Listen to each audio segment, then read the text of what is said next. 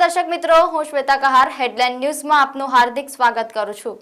હવે નજર કરીએ દેશની 20 મોટી ખબરો પર। અમદાવાદથી અયોધ્યાની પહેલી ફ્લાઇટ ઇન્ડિગોના સ્ટાફે શ્રીરામ સીતા લક્ષ્મણના વેશમાં જય શ્રી રામના નાદ સાથે એરપોર્ટ ગુંજવ્યું। પૂર્ણેશ મોદી પણ હતા સામેલ। હવામાં ઉડતી કારના સપના હવે દૂર નથી। ટ્રેડ શોમાં ફ્લાઇંગ કારના મોડલનું આકર્ષણ। 100 કિલોમીટરની ઝડપે ઉડશે, 3 લોકો બેસી શકશે। ભારતમાં પ્લાન્ટ શરૂ કરવા થશે વિચારણા। 9 વર્ષના બાળકની ગળાડૂબ રામ ભક્તિ, હમ કથા સુનાતે રામ લખન ગુણગાન કી ધૂન વાંસળી પર સંભળાવી ઘરે ઘરે આપી રહ્યા છે રામ મંદિરના પ્રાણ પ્રતિષ્ઠાનું આમંત્રણ। 2400 કિલોનો ઘંટ રામ મંદિર પહોંચ્યો। 25 લાખના ઘંટનો અવાજ 2 કિલોમીટર સુધી ગુંજશે।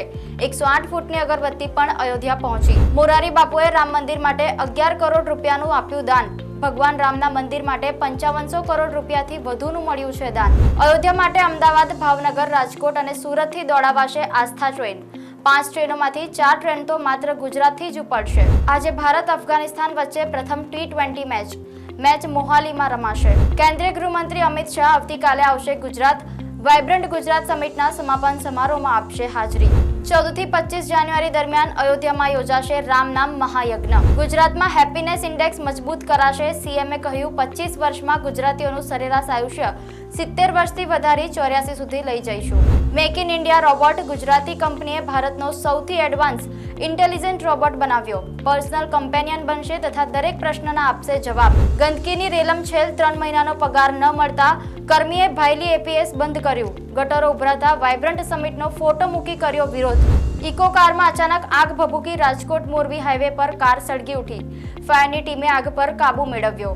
વડોદરા શહેરના તાંદલજામાં દબાણ શાખાની ટીમ ત્રાટકી। 2 ટ્રક ભરી સામાન કર્યો જપ્ત। રાજકોટ તરફથી ભગવાન રામને નાનકડી ભેટ।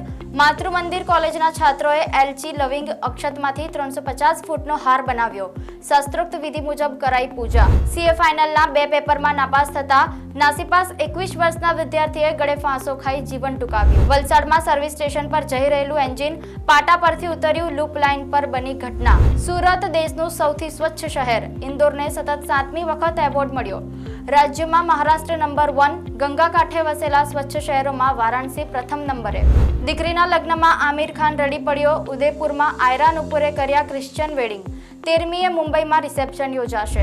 કોહલી અફઘાનિસ્તાન સામેની પ્રથમ T20 નહીં રમે। કોચ દ્રવિડે કહ્યું જયસ્વાલ રોહિત સાથે કરશે ઓપનિંગ। તો આ હતી દેશની 20 મોટી ખબર। જોતા રહો હેડલાઇન ન્યૂઝ।